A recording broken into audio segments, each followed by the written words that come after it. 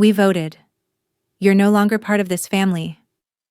That's what my sister said. Wine glass in hand, lips painted like she was delivering a toast instead of cutting me off in front of everyone. Hi, I'm Elira. And this was the moment I realized they weren't just ungrateful. They were ruthless. What they didn't know was, I came prepared. This isn't just a story about betrayal. It's about what happens when the family scapegoat keeps receipts and finally says enough.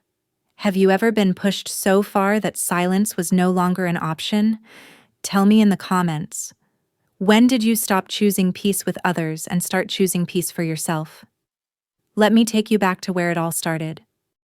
You're not family anymore, Marla said, raising her glass like it was a toast. The clink of crystal echoed longer than it should have. No one laughed. Not because it was a bad joke, because it wasn't a joke at all. Around the table, faces shifted in quiet complicity. Thayer looked away. Francine tore her bread with mechanical calm, and Gerald adjusted his sweater like the news hadn't registered. Even Lila, barely old enough to understand the weight of words, giggled softly and asked if it was part of a game. I sat there, still, blinking once. The warmth from the fire didn't reach the end of the table where I sat. It never had. Everything in that house was polished for presentation. Napkins folded into swans, ham carved with surgical precision, wreaths symmetrical like stage props.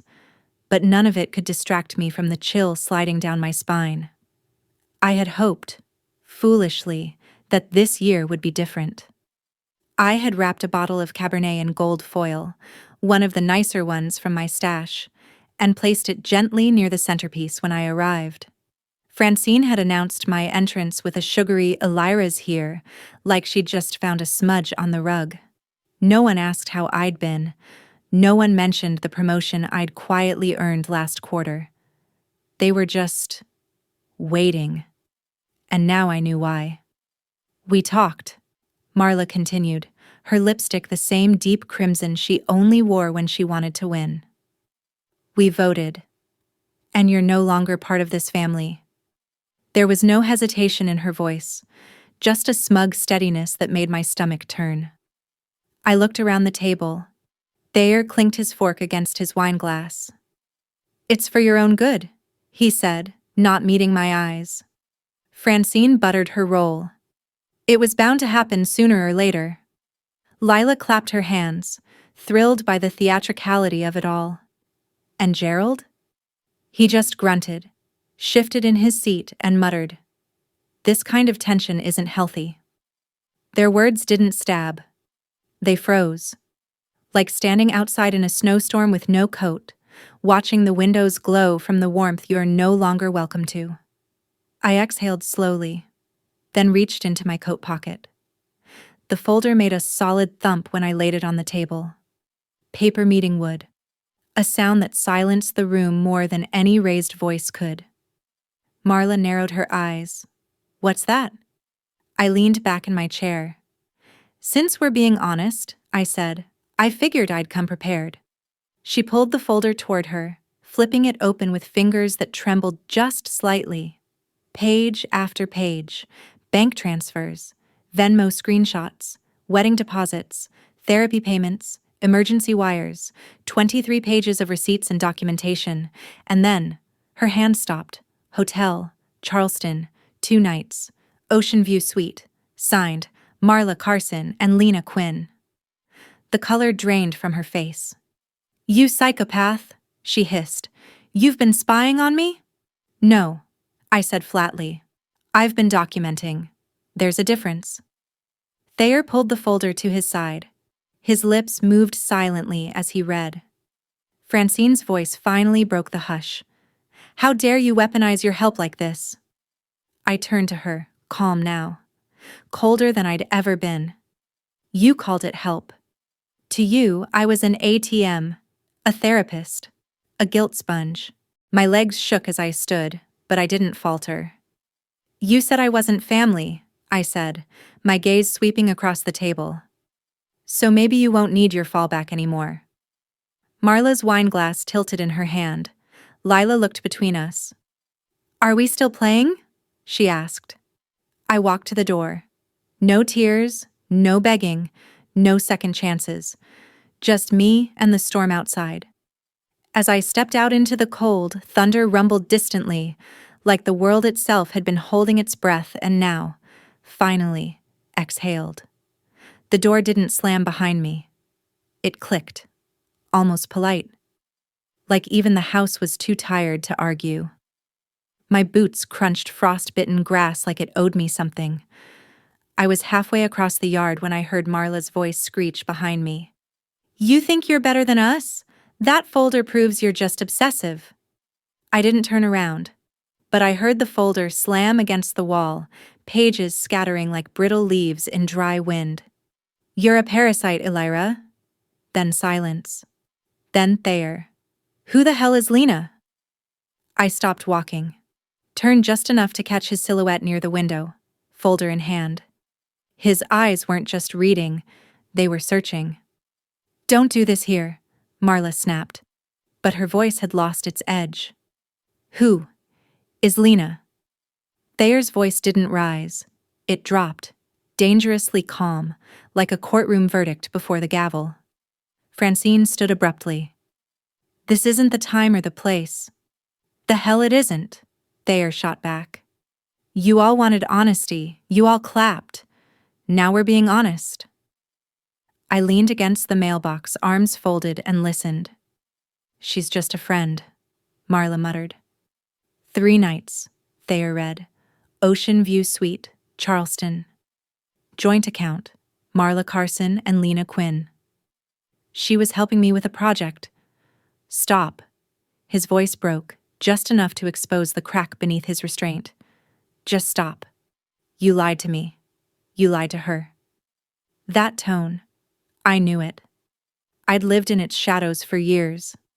It was the sound of something breaking quietly, of trust bleeding out before anyone noticed it had been cut.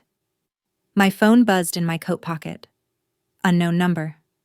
I answered. "Elira Carson?" a voice said, crisp and rehearsed. "This is Ewan from Marlowe and Fisher. Your father asked me to reach out regarding the family trust." I didn't answer the first call, or the second. But the third came right as I was pouring hot water into my coffee press, and the unfamiliar number sent a chill up my spine before the first ring ended. "Ms. Carson?" The voice was smooth, practiced. Corporate. "This is Ewan from Marlowe and Fisher. Your father asked me to reach out regarding the family trust." I said nothing. "He's under the impression that you're still listed on several fallback clauses as power of attorney. Particularly Clause 14b. Still, I said nothing. "The clause defaults oversight to you unless manually revoked," he added. I took a slow breath and placed the kettle down, listening to the soft hiss of steam dying against ceramic. "I finalized the removal last quarter," I replied. "It was witnessed, signed, and filed." "Well," Ewan continued, "your father claims some supplementary filings remain pending. He's requesting a meeting." I laughed, not with humor, but the kind that came when irritation collided with resignation. "Tell him," I said, "I don't hold that power anymore. And even if I did, I wouldn't lift a damn finger." "Would you like us to notify him in writing?" "No," I said, already ending the call. "Let him stew." I stood still in the center of my apartment, the light soft and gray through the curtains. The kind of cold January morning that carried too much quiet, as if the city were holding its breath. The radiator groaned softly in the corner, but the heat never quite reached my bones. I walked to the dining table where my folders lay, opened one, and scanned the document again. My signature in black ink. Witnessed. Stamped. Legal. They really thought I'd just undo it. As if my refusal to play fixer was a phase I'd outgrow. The phone buzzed again. A text. From Francine. "We should talk. Let's not make this messier than it needs to be." I stared at the screen. There was no greeting, no question, No acknowledgement. Just a demand wrapped in faux civility. She still didn't get it. They didn't want healing. They wanted control. On paper, in perception, and, apparently, in inheritance. I tapped out a reply, then deleted it. Instead, I reached for the red folder labeled Final Legal, Trust Family. It held every document that used to tie me to them. Fallback authorizations, emergency consent forms, health directives. I had left them in place for years. Out of guilt, out of conditioning. But guilt wasn't a contract, and I was done being someone's default plan. I packed them all into a courier envelope and called my attorney. "Cecily," I said, when she picked up. "Send copies to all parties. Stamp them certified." "Understood," she replied, tone steady. "You want backup documentation as well?" "Yes. And get a notary to certify the new emergency contact file. I'll be replacing everyone." There was a pause. "Replacing with whom?" "Myself," I said. She didn't respond immediately, then offered a small breath of approval. "Good." The tone in her voice was different from what I'd grown up with. Not cautious, not conditional, just acknowledgement. I hung up, then slipped on my coat and stepped outside. The wind was sharp, slicing across my cheeks like reprimand. Snow had crusted over the sidewalk, and my boots crunched with every step. The city felt oddly hushed, as if it, too, had frozen in place with the weight of words unsaid. I walked a few blocks aimlessly before looping back, just to feel something in my feet, in my ribs. Back at home, I climbed up a chair to reach the storage bin above the closet. Inside were things I hadn't touched in years: spare folders, expired ID cards, utility paperwork. And at the very bottom, an old thank you card. Francine's handwriting again. It read, "Thank you for always taking care of us. We're lucky to have you." No date, no signature. Just enough sentiment to manipulate. I stared at it longer than I meant to. Then I tore it in half, and then in quarters, and then again until the pieces looked like snow. That evening, a letter slid under my door. No envelope, just a single folded sheet. Francine's handwriting, loopy, delicate, meticulously rehearsed. "Gerald's health has declined since your outburst. He's under immense stress. We hope you'll reconsider the POA issue, just for now. No, dear Elira. No, we're sorry. Just a reminder that their urgency always bloomed when leverage slipped from their fingers." I lit a candle, held the letter to its flame, watched it curl, watched it blacken, watched it disappear. The next morning, I received an email from the family's estate manager. Subject: Update to Shared Assets Authorization. "It had been forwarded to me out of habit," she wrote, "just in case you were still involved." I replied with a single sentence: "I am not, and I never will be again." 5 minutes later, Cecily confirmed that every fallback, financial and medical, had been severed. No more Elira on any of their documents. No more lifeline. I walked into my closet again and pulled out a clean sheet of paper. The new emergency contact form sat before me. For the first time, I didn't hesitate.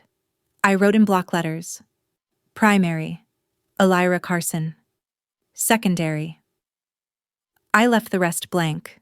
No more backup plans. No more names to lean on. No more permission slips to anyone who treated me like an extension of their need. For once, there was no fallback. And it felt like freedom. It started with a message from someone I hadn't spoken to since college. "Hey, just checking in. I heard you might be going through something. If you ever need to talk, I'm here." I stared at the screen for a long second, unsure whether to laugh or throw my phone. Then came another, and another. Different names. Same tone. "Marla said she's worried about you. Your mom said you've been isolating? I get it, holidays are tough. It was concern, wrapped in judgment, dipped in accusation. They weren't worried. They were recruited. A campaign had begun. I opened Facebook, scrolled through the usual saccharine sludge until I found it.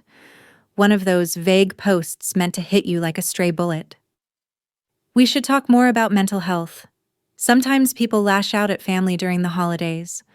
Sometimes they cut off loved ones and then act like they're the ones hurting. It's sad, really. It wasn't tagged, but it didn't need to be. 3 comments in, someone had tagged my name. 6 down, someone else dropped a screenshot. A partial text I'd once sent to Branwyn. I'm not sure I can keep doing this with them. It's exhausting. Just that word, exhausting, was enough. Enough to be twisted, repackaged, weaponized. This wasn't passive aggression. It was strategic slander dressed as empathy. I closed the app, walked to the kitchen, poured cold coffee over the sink and stared at the drain like it might offer a solution. There was none. I opened my laptop and started gathering. Screenshots, dated texts, email logs.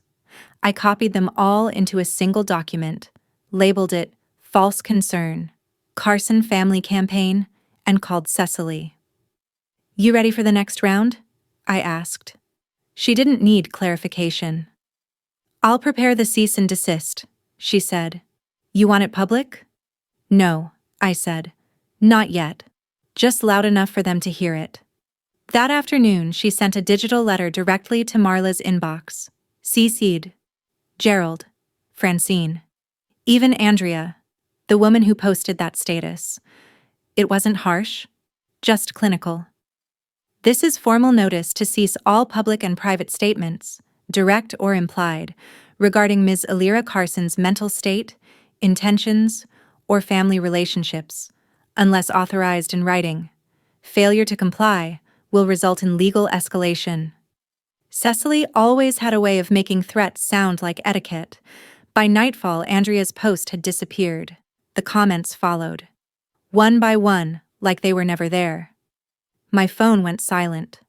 Not quiet. Silent. The kind of silence that followed a controlled burn. I sat by the window, legs curled under a blanket, and watched as winter rolled its breath across the glass. Outside, a neighbor struggled with their dog's leash, cursing quietly as it tangled around their leg. A small, absurd moment that grounded me. Then came the knock. 3 soft raps. Then stillness. I wasn't expecting anyone. I approached the door slowly, looked through the peephole, and froze. It was Branwyn. Her coat was too thin for the temperature. Her eyes red-rimmed. She clutched a tote and a backpack like she'd packed in a rush, or in panic. I opened the door but said nothing. I'm sorry, she whispered, for showing up like this. I stepped aside. She walked in slowly, the weight of silence hanging off her like wet clothes. We sat on the couch. She looked everywhere but at me. I should have said something sooner, she said finally. But after I messaged you, Marla found out. She cornered me in the kitchen, said if I ever contacted you again, she'd cut me off completely. Said I was choosing a traitor. Her voice cracked. Then Mom backed her, said loyalty meant silence. I didn't respond. Not yet. I just waited. She's turning Lila against me, Branwyn added. Tells her I abandoned the family, that you brainwashed me. There was a desperation in her voice I hadn't heard since we were kids, when she used to call me from school because she didn't want to go home. I brought something, she said, rummaging in her bag. She handed me a folded piece of paper, a printed email thread, dozens of messages from Marla and Francine. Gaslighting, threats, calculated cruelty. You were right, she said, her voice soft. About all of it, and I'm done pretending too. It was the first time in years I'd heard my name spoken without agenda.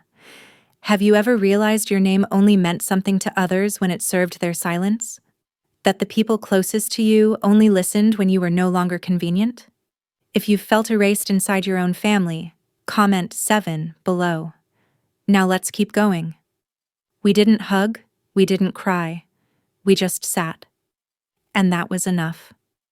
Later that night, my phone buzzed again. A text from Marla. You turned her against us, just like you poison everything. I stared at the words for a long moment, then typed my reply. You did that all by yourself. Then I blocked her. Phone, email, every platform. Done. The next morning, I opened the file I'd been building silently for months. Testimony, logs, statements. I signed a new document and sent it to Thayer's lawyer. A formal affidavit in support of his divorce. One more thread. Cut clean. Branwen spent the night on my couch. She didn't cry. Didn't talk much. She curled into a blanket like she wanted to disappear and kept her shoes on, like part of her still thought she'd have to leave in a hurry. I made tea in the morning, left the mug on the windowsill near her, and went back to my room. The unspoken truce of space. She didn't touch the tea. By mid-afternoon, she finally sat upright, hair tangled, eyes still swollen from something she hadn't allowed herself to show. She took my phone. She said, voice hoarse. Marla, after I texted you. I turned from the sink. She told Lila I abandoned her, said you'd turn me against the family. Then she cornered me and said if I ever contacted you again, she'd make sure I wasn't in the will, wasn't welcome for holidays, that Lila would grow up thinking I was dead to her. I pulled out a chair but didn't sit yet. Mom just stood there, Branwen continued. Didn't say anything at first. Then she said, sometimes distance is safer. Like I was a disease. The words didn't sting anymore, not like they once had. But hearing them out loud from Branwen's lips instead of my own memories hit differently. There was something tragic about watching someone else discover just how far a mother's loyalty could bend toward control. She tried to make me say you were unstable, she added. Said they needed something on paper, just in case. My stomach clenched. For what? I don't know. Something to give a lawyer, maybe, or to put in front of Lila when she starts asking questions. I finally sat down. Branwen opened her bag and slid an envelope toward me. Inside, a full email thread, dozens of messages. From Francine, from Marla. Back and forth like a chess match of manipulation. You need to stop her. She's unraveling. You're either with us or with her. And below it all, Branwen's lone reply. I'm tired of choosing between my conscience and my place at the table. I looked up. She met my eyes. You were right, she said. I just didn't want you to be. I didn't hug her. We weren't there yet. But I slid the email thread into a folder, and that was enough. Later that day, my phone buzzed. Thayer. I let it go to voicemail. Then a text followed. She's turning Lila against me. I need your help. It didn't surprise me. Marla had always been clever about timing her damage. She never burned the house down in one go. She just loosened the nails, one board at a time, until it collapsed with no... It started with a post.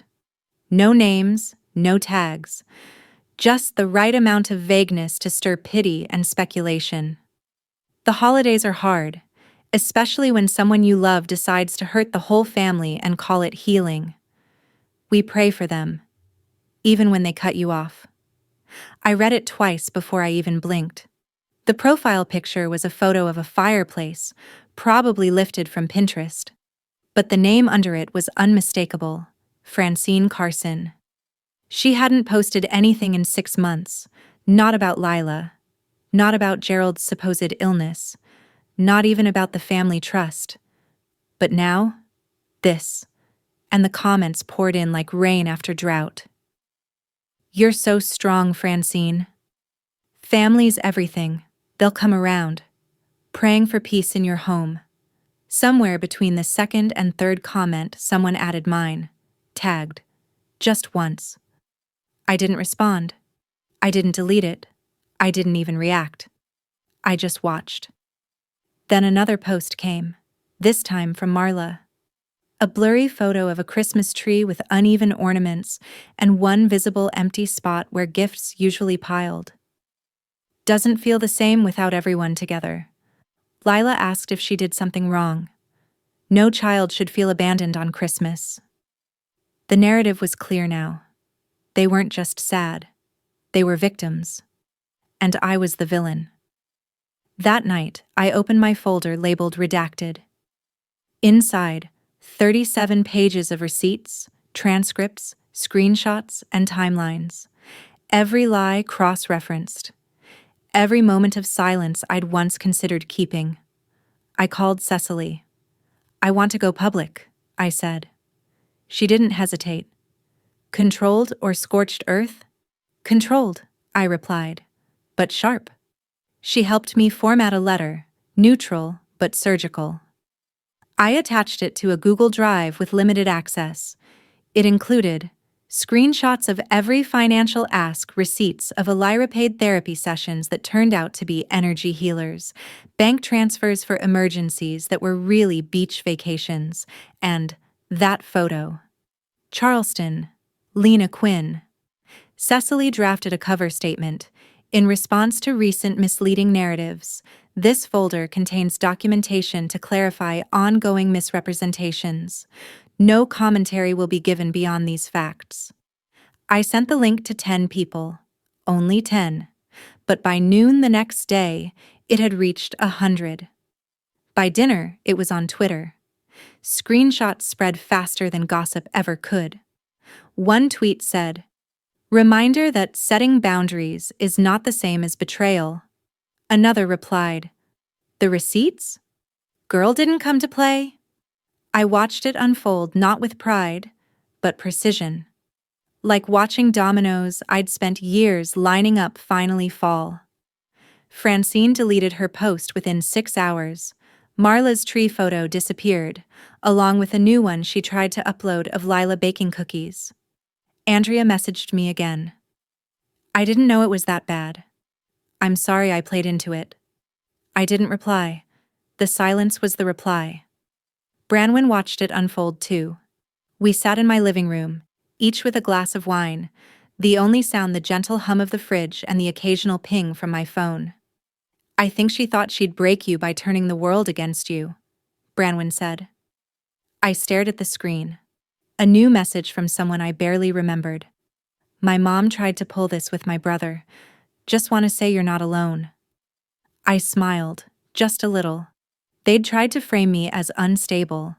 Instead, they showed everyone just how afraid they were of losing their mouthpiece, their mule, their mask. Have you ever been cast as the problem, just because you stopped making yourself small? That moment when the truth sets fire to the story they tried to control. If you've ever turned the script around, comment 9 below. Let's see what happens next. Later that night, I pulled out an old ceramic bowl I used to use for succulents. I slipped in the last Christmas card I'd ever gotten from Francine. It read, "You're the only one we can count on." Then beneath it, in the same cursive, "Don't let us down." I lit a match. Watched it fold, curl, and turn to ash. No ceremony. No anger. Just closure. The next morning, my inbox was quiet. No apologies. Just one last email from Gerald. "We saw what you posted. You're destroying this family." I deleted it without reading the rest. Then I opened the family group chat. Typed one sentence. "My number stays the same, but you'll never reach who I used to be." And then I left. No announcement. No exit speech. Just the sound of a door closing softly behind me. The apartment was finally quiet. Not the stiff silence of anticipation, not the hollow quiet of avoidance. This was different. It was emptiness with intention. There were no photos on the walls, no family heirlooms cluttering the shelves. Just bare space, clean corners, neutral light pouring through frost-lined windows. I had spent the last 3 days packing everything I didn't want to carry into the next chapter. Boxes labeled shred, donate, leave. The last one was my favorite. It wasn't dramatic. It wasn't emotional. It was clarifying. That morning, I found an old envelope tucked inside a drawer of documents I'd nearly forgotten. It had no return address, just my name written in a hand I hadn't seen since childhood. Francine's. I didn't open it right away. Instead, I made coffee. Let the steam warm my face, let the air settle. Then, slowly, I opened the flap. 3 pages. Page 1. We miss you every day. No apology, no acknowledgement. Just the kind of performative sorrow that begged forgiveness without cost. Page 2. Your father hasn't been well. His breathing's gotten worse, and Lila keeps asking when you're coming back. She drew you a picture. No mention of what they'd done, no admission of harm, just weaponized nostalgia. Page 3. We might lose the house. The mortgage is too far behind. We just need a little help. After that, we'll never ask again. That line, we'll never ask again, was underlined. Twice. I didn't cry. I didn't even flinch. Instead, I pulled open the side drawer, the one I never touched. Inside, still folded in thirds, was a scanned copy of the original POA form I'd signed 5 years ago. I'd been in heels, rushed straight from a late shift, and Gerald had pressed the pen into my hand like it was a family heirloom. Francine had smiled like it was a wedding vow. It's just for emergencies, she had whispered. You're the only one we can count on. I remembered how warm I had felt hearing that. Needed. Central. Now, those same words felt like acid on paper. I carried the envelope and the old POA form out to the balcony. Pulled the ceramic bowl I'd kept from the old apartment, the one that used to hold succulents. Placed both letters inside. Struck a match. Watched the paper curl, blacken, and fold in on itself. There was no anger left in me. Only certainty. I didn't need them to hurt. I needed them to be irrelevant. Later that day, Branwen asked if I could walk Lila to school. She had a shift and didn't want to leave her daughter with a sitter. I said yes without thinking. It wasn't a burden. It was a choice. Lila held my hand the whole walk, skipping every third step like it was a game. At the gate, she looked up at me with those wide, wondering eyes. Will I see you at my birthday? I crouched down, leveled our gaze. Only if I'm invited. She nodded seriously, then ran to the doors, her backpack bouncing behind her. I stood there for a moment just watching. The sky was pale blue, clouds finally pulling apart. A thread of sunlight sliced through the morning chill and warmed the bridge of my nose. I turned around and paused. From across the street, barely visible through tree branches and snow-glossed windows, I could see the Carson house. Distant, dim, and small now. Smaller than I remembered. One window was lit. Just one. I wondered briefly if they were looking out. Then I kept walking. Back home, I opened the last drawer of my desk. Inside, half filled from years ago, was the emergency contact form. My handwriting from a younger, quieter version of myself, still listing Gerald as primary, Francine as secondary. I crossed both out, and in the blank beneath, I wrote, primary, Elira Carson. Secondary. I signed it, folded it, filed it. There was no one else, and for the first time, that felt free, not lonely. Later, as I was sorting the junk drawer, I found the spare keys. 2 were unlabeled. One was to Francine's house. I placed it on the table. Branwen walked by. I don't think you'll be needing that anymore, she said. I nodded, pushed it into her palm and said, toss it for me. She smiled faintly, gladly. That night, we ate leftovers, just enough for 2. She told me Lila had started asking harder questions. Questions Marla couldn't answer without choking on them. She wants to know why you don't come around, Branwen said. I told her people can love each other from far away. And sometimes, that's the safest way. I nodded. The meal was simple, quiet, no drama, no past hanging over the plates. Afterward, I pulled out the drawer again. Only one key remained.